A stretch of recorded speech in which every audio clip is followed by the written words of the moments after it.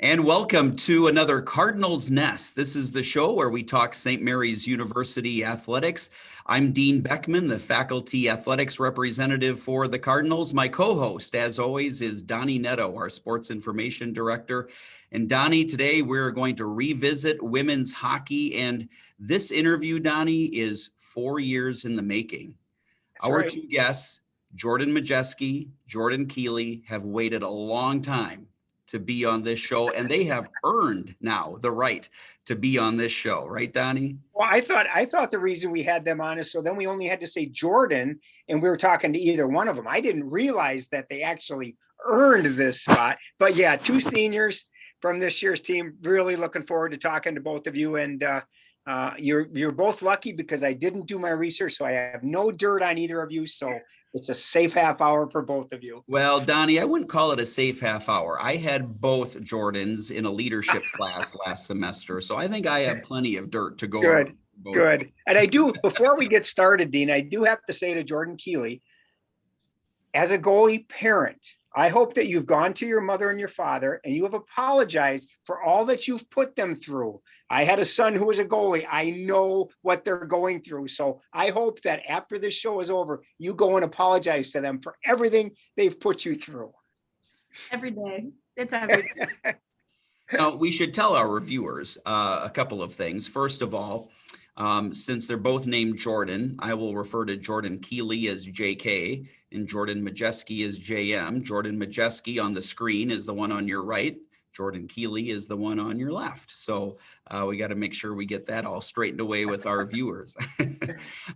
So let's begin. As I said, this interview was 4 years in the making. JM, you've been really wanting to be on this show. I know that you have had your own show on YouTube, actually a couple of different shows. So kind of tell us about your own media ventures a little bit, because I sort of look at you as kind of our student star in the realm of not only social media, but also student media in general.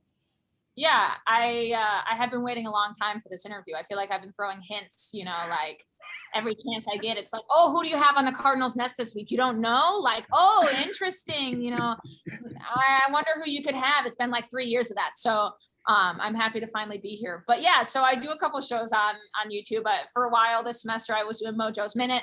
I had to pause because I'm in season and that requires a lot out of me. I also have a boss who just, doesn't give me any breaks. So I don't know who that would be.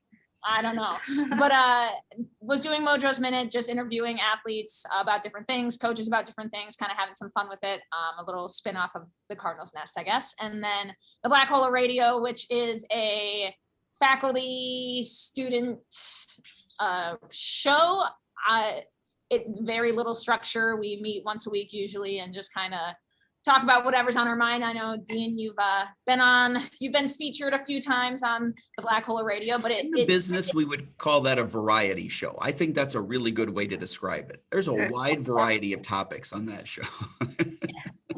Yeah. So I guess, for me, I just really love the multimedia. I love to talk to people. I love to be on camera. And it's a lot of fun for me. So. And JM, tell us where you're from too, because some of our viewers won't know any of that. And you have a unique story, I think, how you got to St. Mary's too. So.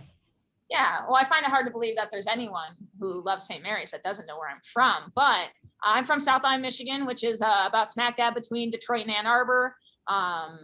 I came here because I was recruited to play hockey. If you asked me about St. Mary's 5 years ago, I wouldn't have known what it was. I wouldn't have known what the MIAC is. And it's just kind of something that appeared on my radar at the last minute. And, the best decision I've made thus far is coming here. And now I never want to leave. So that's kind of where it ended up. All right. And JK, tell us about you.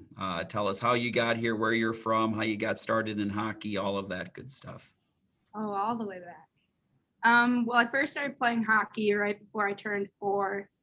Started skating at the very great rink Don Roberts of Gustavus. Yes, we don't talk about them. But ever since then, my older brother always played hockey, so that was super fun for me. And then when I was a junior in high school, I knew I wanted to play college hockey, and Coach Greg Moore reached out to me, and I came on a visit, and I just fell in love with it, everything about the school. And, you know, you get that feeling and everyone's like, yeah, you're never actually going to get the feeling. Well, like I walked on campus and pretty much before I left, I knew I was going to come here. And so that was something that I'm very passionate about, St. Mary's. And yeah, haven't ever regretted it. And I would make it all over again. You know, I think one of the things, Dean, before we talk nuts and bolts of hockey, Mojo, you talked a lot about your passion and what you love to do, all the social media. JK, I want to be the first to congratulate you on your nomination for the Hockey Humanitarian Award. Your passion really is volunteering. And I know just from the release I wrote, the things that you've done in the past year is incredible.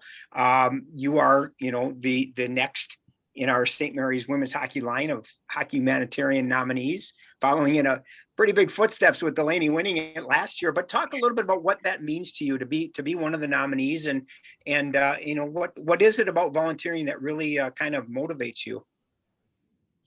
I would have to say it's obviously a great honor to be nominated. I mean, that's not the reason that I volunteer by any means. But every once in a while, it is kind of cool to be recognized for something. There's a ton of people out there who are volunteering every day. And I think recognizing that is a very important thing and inspiring more people to get out in the community and continue to do that. I've always loved volunteering. It makes me feel more whole, finding a little bit of myself in other people. And I always tell Dean in leadership class that like my purpose right now is to help other people find theirs, and that could change. Like I could wake up tomorrow and it could be completely different, but as of right now, I find one of my passions is helping other people become the best that they can be. And yeah. Donny, I just want to say one more thing related to that humanitarian award with JK, and I want to get JM's view on this too.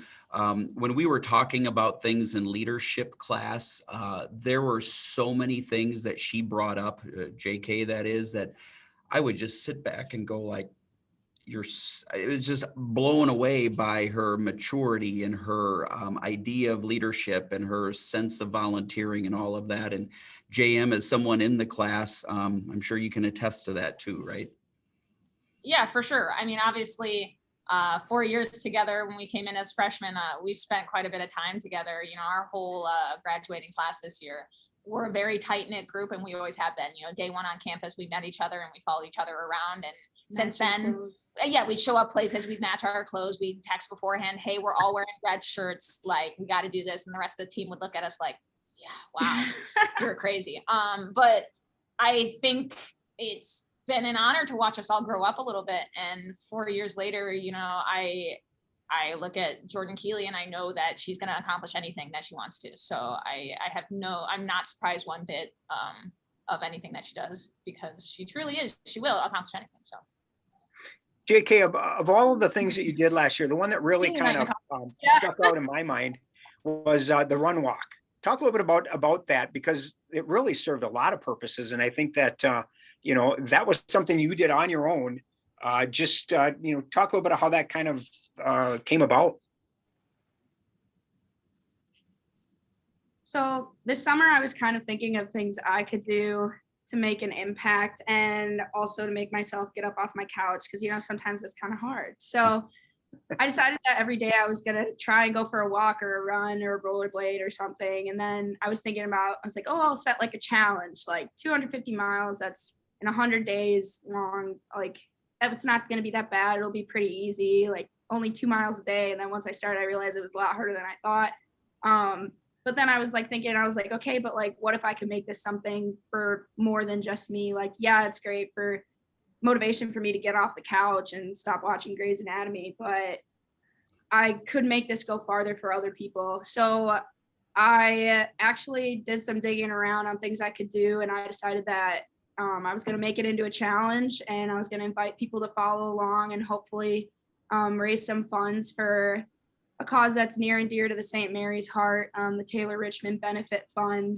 And it would go right back into the St. Mary's community next year. So that was something I just found. It was like a perfect opportunity. And yeah. And you did very well with it too. Yeah.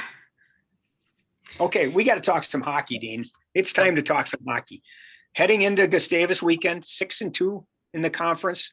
9-6 overall. I think in this COVID life that we're in right now, I think what gets forgotten is you guys are in second place in the conference. You know, it's just, have you guys talked at all? You've got 4 weeks left.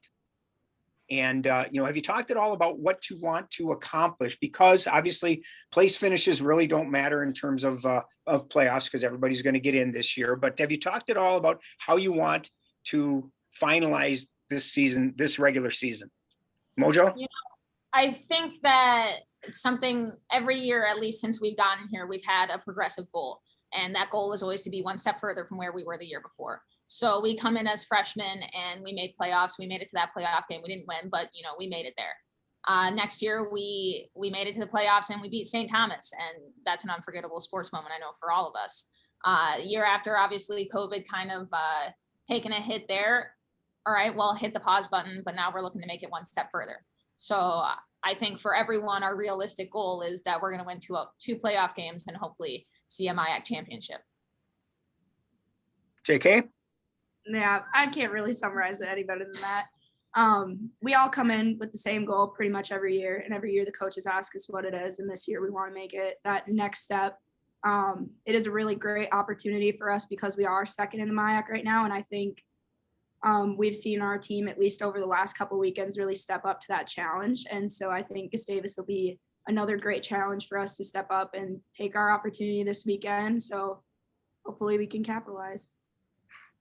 Well, and you set yourself up very nicely by splitting with Hamlin last weekend. They were, going into Friday's games in second place. St. Mary's was in third, and then you flip-flopped after Friday night's come from behind win, 3 goals in the third period. Tell us about that game. Yeah, I mean, the word I would use is electric. We were all over the place. And traditionally, in the past few years, we performed pretty well at Tria rank up there at Hamlin, you know, our 3-3 tie a couple years ago. But I was fortunate enough to be on the ice for a couple of those goals. And one of those moments that you just kind of get chills watching someone score their first goal. That's the game tying goal against a team that has made it to the national championship Final Four several years in a row, and especially in the last 4. So that's just one of those, again, another really special moment that hopefully will set us up for success this year. Yeah, I would have to say that getting to watch, I mean, Abby is a great player and she finally scored her first goal, and all of us had been hoping for so long. We're like, just hit the net and like eventually it's going to go in. And I mean, it's the same thing when anybody scores their first goal or gets their first assist or gets their first win. Like, it's so exciting. And it was just one after the other, and we just fed off the energy. The bench was absolutely going crazy. And I remember Kennedy first scored and we were all screaming and like throwing our arms around and like staring at each other, just like, and it just kept going, and we just fed off the energy, and it just, yeah, we got the job done. You know, can you two, as we've kind of hinted, you're 2 of 8 seniors on the squad. How do you guys see yourselves as leaders of this team? Because there are so many young people. You know, it's funny you talk about Abby getting her first goal. I had to look that up because I didn't realize that after 3 years she hadn't scored. But you have so many young, you know, so many freshmen in the lineup. How do you guys? What's your role? How do you see yourselves as the upperclassmen for this team? Well, there are a lot of freshmen. There's a lot of newbies, 9 new players on the team this year. Something that obviously, you know, we're glorified problem solvers at this point. You know, how do I download Excel onto my computer? How do I join a Zoom? Like, someone help me.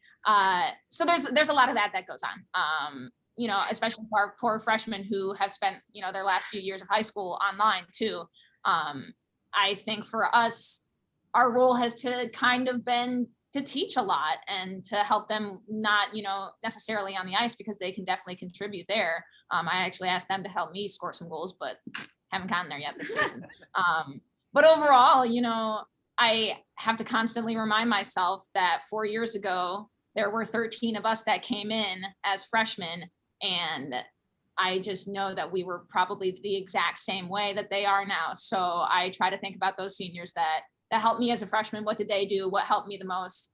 You know, I think back to Ashley Corcoran, Kelsey Corcoran, people like that really helped. I know both of us kind of figure out how much we love St. Mary's, and just to try to do the same for them.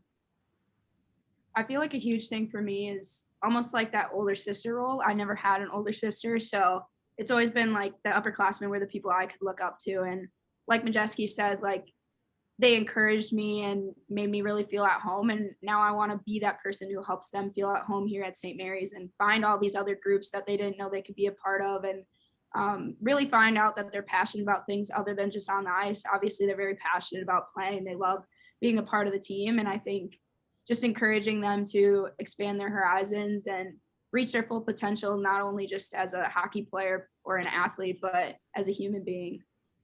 You know, both of you, as we've already alluded to, are extremely busy.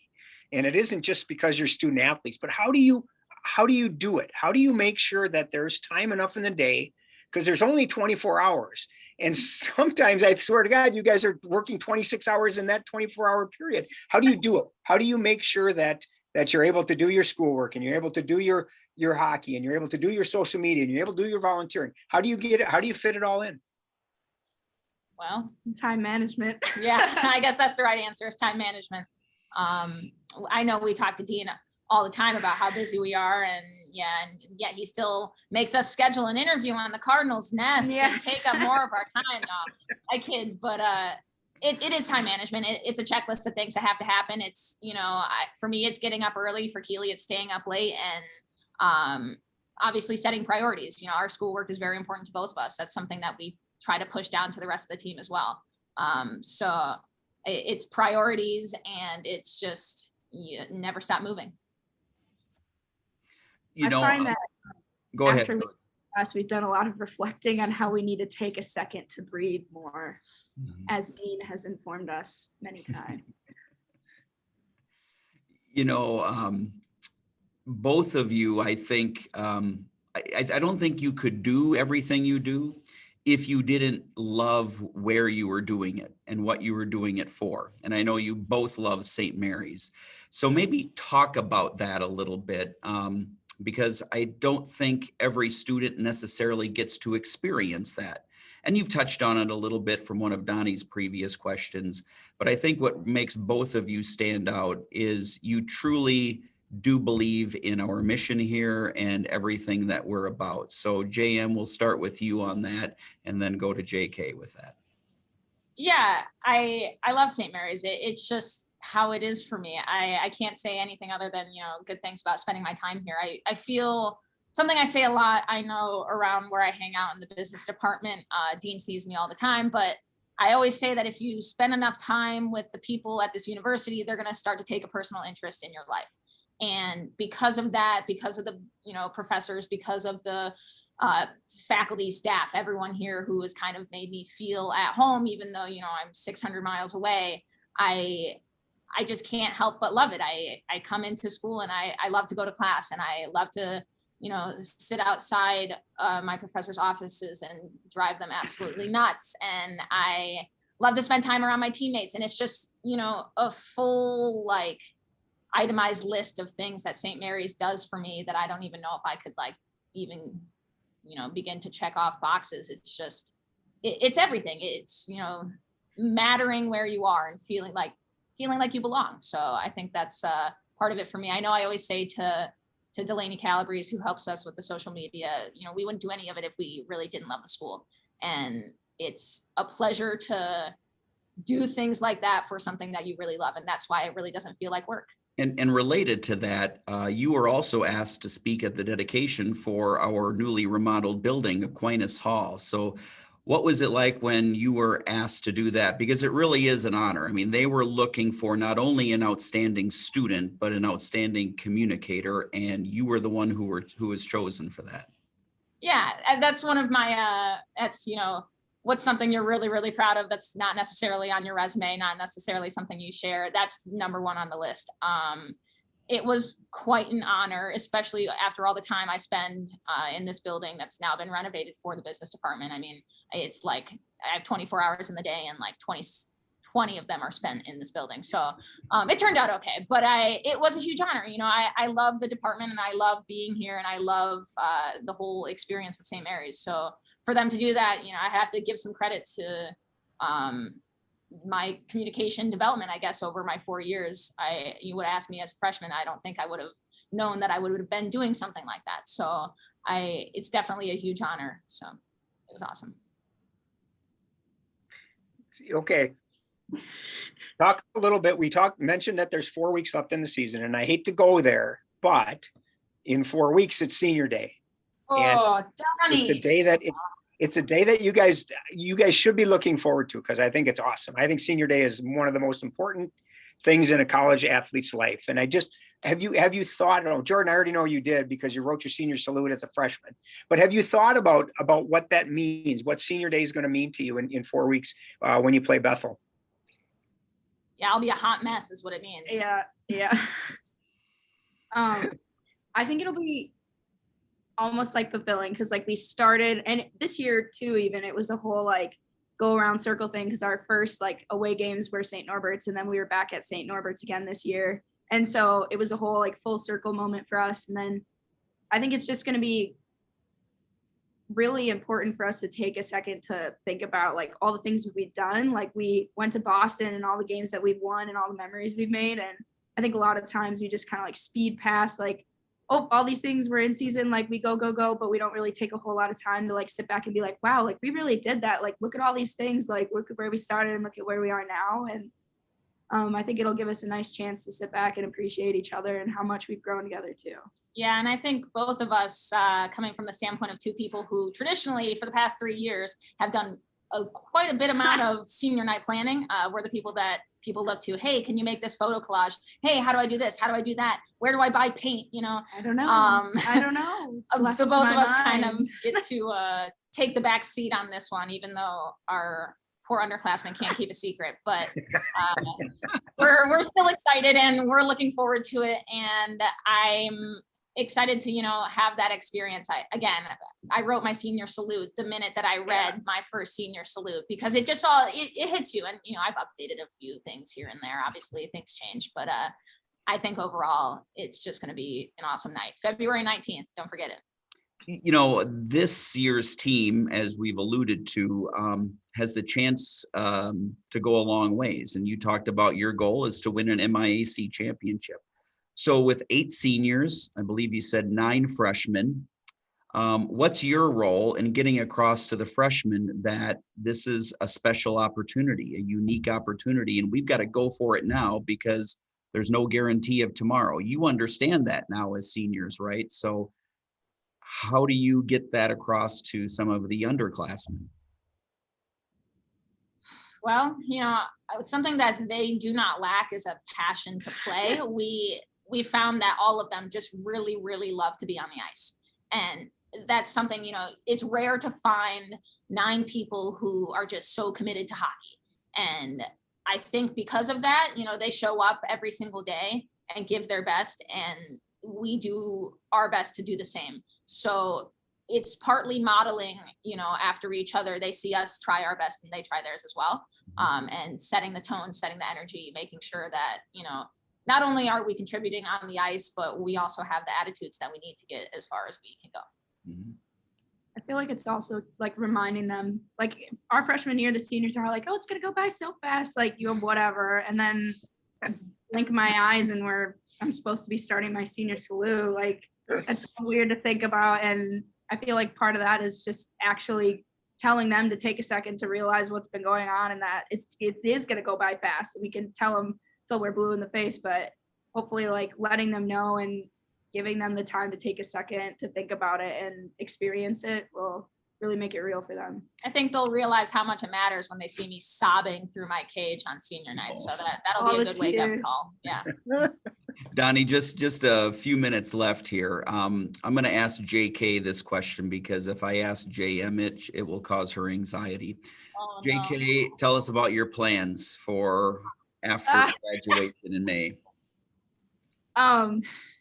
Well, I will be back next season, which is exciting. I'm not done yet. Last year was a perfect opportunity. We have another year of eligibility because of COVID.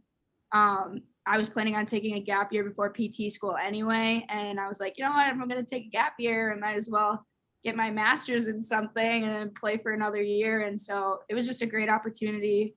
present itself. So I'm gonna do it. Okay. So I learned something. I didn't know that. So that's great. You know, I'll ask Mojo the last question then. So Mojo, what are your plans after graduation? Donnie, that's just mean. You know my plans after graduation better than I do because I haven't made any.